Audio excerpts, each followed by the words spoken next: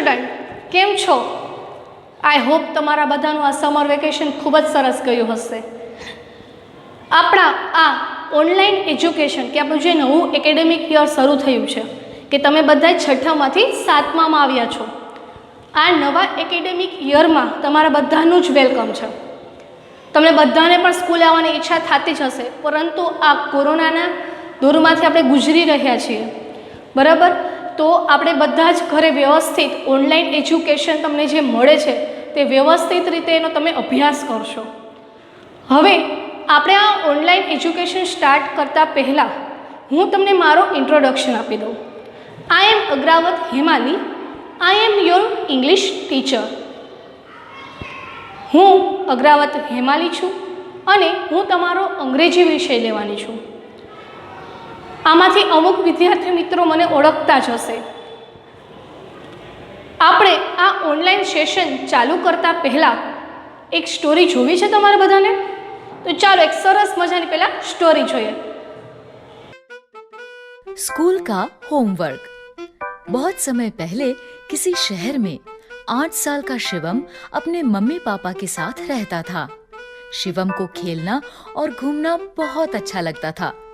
इस सब में वो हमेशा स्कूल के होमवर्क को टाल देता था. मम्मी, स्कूल का होमवर्क मैं कल करूँगा. और जिस दिन स्कूल में टीचर होमवर्क चेक करती थी, उस दिन वो कोई ना कोई बहाना लगाकर स्कूल की छुट्टी कर लेता था. मम्मी, मेरा पेट बहुत दर्द कर रहा है, मैं आज स्कूल नहीं जा सकता. ठीक है शिवम, आज तुम घर पर ही आराम करो. ऐसे ही बहुत दिनों से चल रहा था.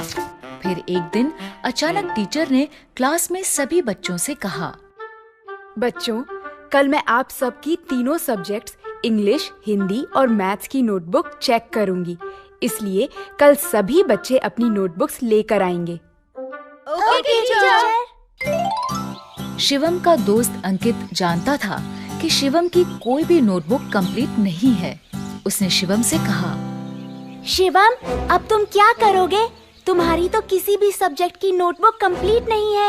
मुझे पता है और इसलिए मैं कल स्कूल नहीं आऊँगा. क्या? हाँ. और फिर हमेशा की तरह शिवम अगले दिन पेट दर्द का नाटक करने लगा. मम्मी, मेरे पेट में बहुत दर्द हो रहा है. आज फिर से? चलो ठीक है, तुम आज भी घर पर आराम करो. इस तरह शिवम की स्कूल से छुट्टी हो गई. स्कूल में टीचर एक एक कर सभी बच्चों की नोटबुक्स चेक कर रही थी. तभी टीचर ने अपनी घड़ी में देखा कि स्कूल की छुट्टी का समय हो रहा है. ये देखकर उन्होंने सभी बच्चों से कहा, बच्चों, अभी स्कूल की छुट्टी का समय हो रहा है, इसलिए जो बच्चे रह गए हैं उनकी नोटबुक्स मैं कल चेक करूंगी. उसी शाम जब पार्क में खेलते हुए शिवम अंकित से मिला तो अंकित ने उसे सारी बात बताई. टीचर ने कहा है कि जो बच्चे रह गए हैं उनकी नोटबुक्स वो कल चेक करेंगी. अच्छा, तो फिर मैं कल भी नहीं आऊँगा. अगले दिन भी बच्चों की नोटबुक्स चेक करते करते स्कूल की छुट्टी का समय हो गया. और एक बार फिर टीचर ने बच्चों से कहा, जो बच्चे आज भी रह गए हैं उनकी नोटबुक्स कल चेक होंगी. इस बार भी अंकित ने शिवम को ये बता दिया. आज भी छुट्टी का समय हो गया, इसलिए टीचर ने कहा है कि बाकी बच्चों की नोटबुक्स वो कल चेक करेंगी. अच्छा, मतलब मुझे कल भी छुट्टी करनी पड़ेगी. ऐसे ही 3 दिन और बीत गए. टीचर 3 दिन तक नोटबुक चेक करती रही और शिवम कोई ना कोई बहाना लगाकर स्कूल की छुट्टी करता रहा. छठे दिन जब शिवम ने बहाना लगाने की कोशिश की तो मम्मी ने उसकी बात नहीं मानी और गुस्से में उससे कहा, मैं तुम्हें 6 दिन से देख रही हूँ. तुम तबीयत का बहाना बनाते हो और छुट्टी हो जाने पर सारा दिन दोस्तों के साथ खेलते हो. इसलिए आज तो तुम्हें स्कूल जाना ही पड़ेगा. लेकिन मम्मी, मेरा पेट बहुत दर्द कर रहा है. तुम चुपचाप स्कूल जाते हो या मैं तुम्हारे पापा को बुलाऊं?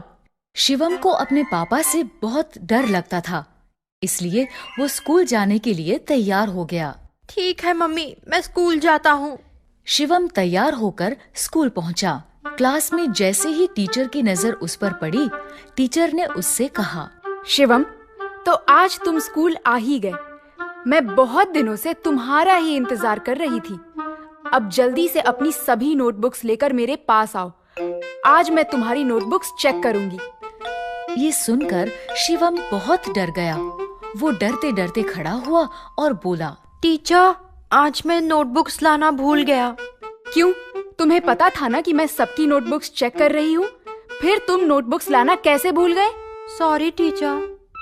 तुम कल नोटबुक्स लेकर जरूर आना और भूल कर भी कल स्कूल की छुट्टी मत करना। Okay teacher. टीचर की डांट सुनकर शिवम समझ गया था कि अब कुछ भी करके उसे अपनी नोटबुक्स कंप्लीट करनी ही पड़ेगी। उसने अपने दोस्त अंकित से कहा, अंकित, क्या तुम मुझे अपनी तीनों सब्जेक्ट्स की नोटबुक्स दे सकते हो? क्यों? तुम मेरी नोटबुक्स का क्या करोगे? टीचर ने तो तुम्हें तुम्हारी नोटबुक्स लाने के लिए कहा है।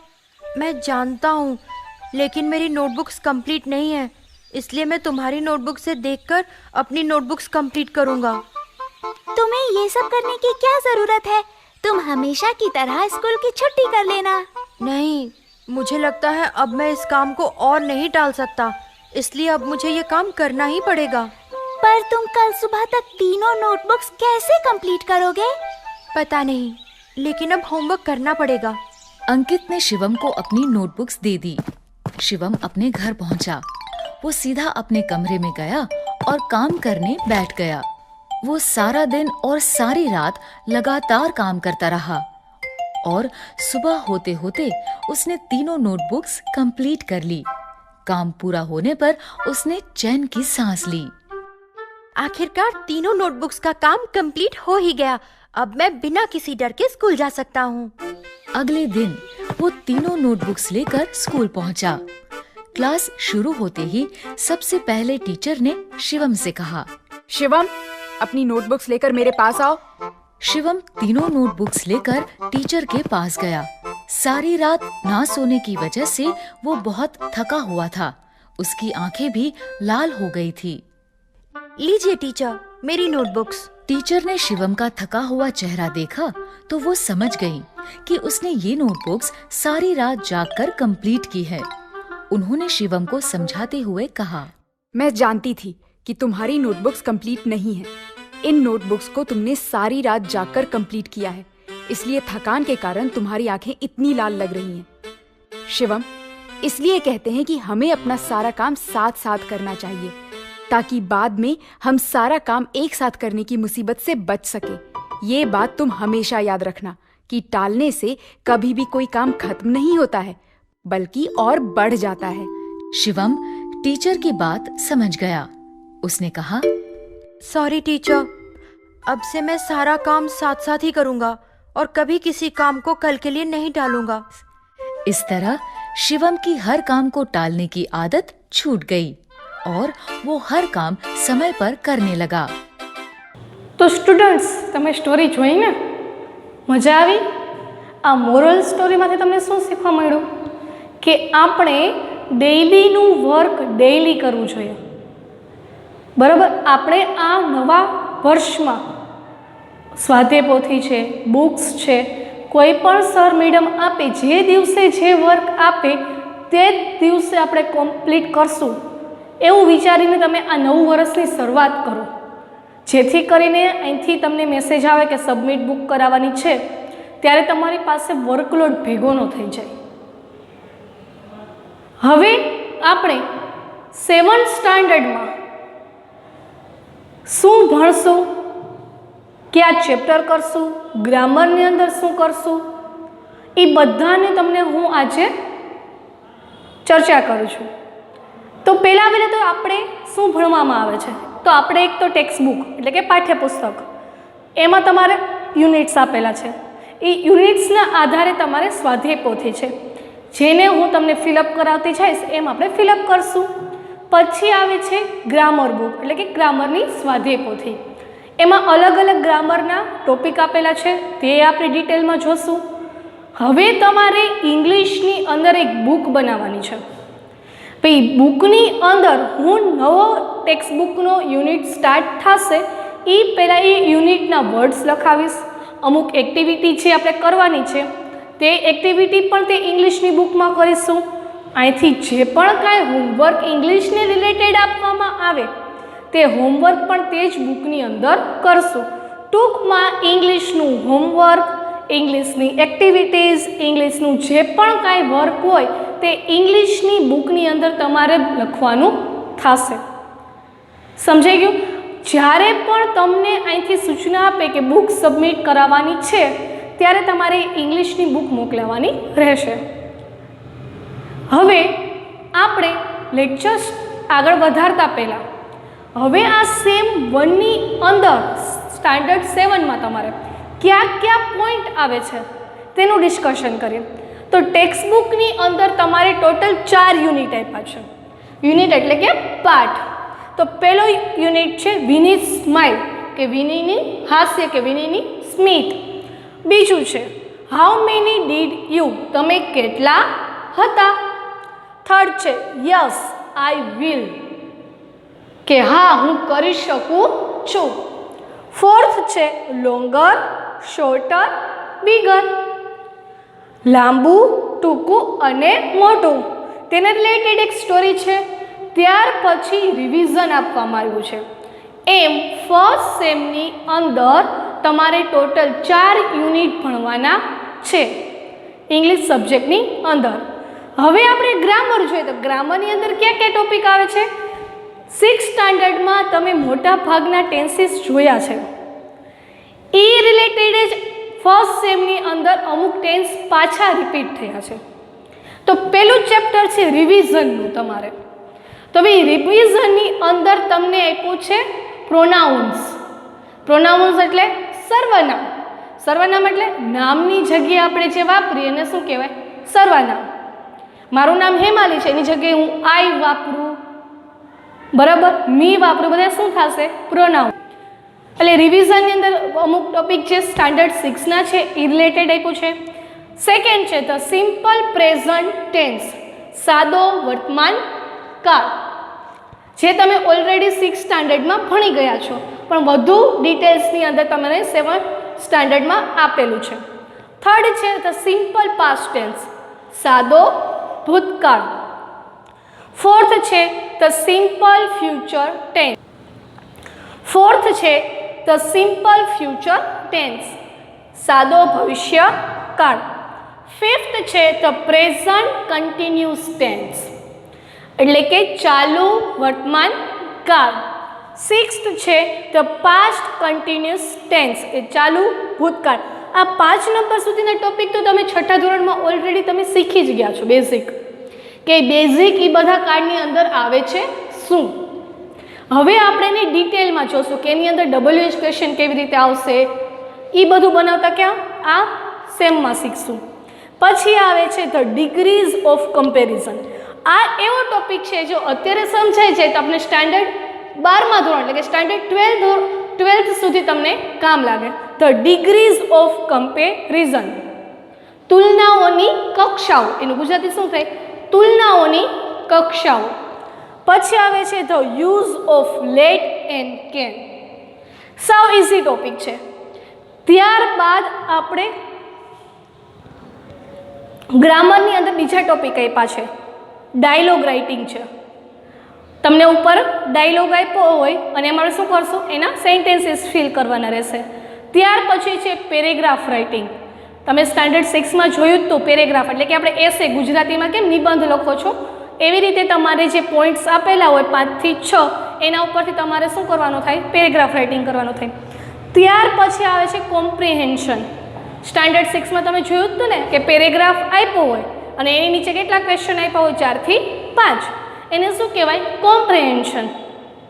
ત્યાર પછી આવે છે પિક્ચર ડિસ્ક્રિપ્શન. હવે આ તમારા માટે થોડુંક નવું થશે. પિક્ચર ડિસ્ક્રિપ્શન એટલે કે ચિત્રનું વર્ણન કરું. તમને કોઈ પણ એક ચિત્ર આપ્યું હોય અને એના ઉપરથી શું લખવાના? તમારે 5 થી 6 વાક્ય લખવાના, પણ કેમાં? ઇંગ્લિશમાં. એ પણ આપણે સરસ મજાની રીતે ડિટેલમાં જોશું. ત્યાર પછી આવે છે લેટ્સ લર્ન મોર. એમાં તમારે ઓપોઝિટ વર્ડ, તમે ગુજરાતીમાં વિરોધી શબ્દ ભણો છો ને એવી જ રીતે આપણે ઇંગ્લિશમાં ઓપોઝિટ વર્ડ શીખવાના છે. એની અંદર બીજું આપણે શીખવાનું થશે વર્બ્સ. તમને ગ્રેમરની અંદર વર્બ્સનું આખું લિસ્ટ આપ્યું છે કે પ્રેઝન્ટ ટેન્સમાં કયું વર્બ વાપરવું, પાસ્ટ ટેન્સમાં કયું વર્બ વાપરવું, કન્ટિન્યુઅસમાં કયું વર્બ વાપરવું, એનું વર્બ્સનું આખું લિસ્ટ આપેલું છે.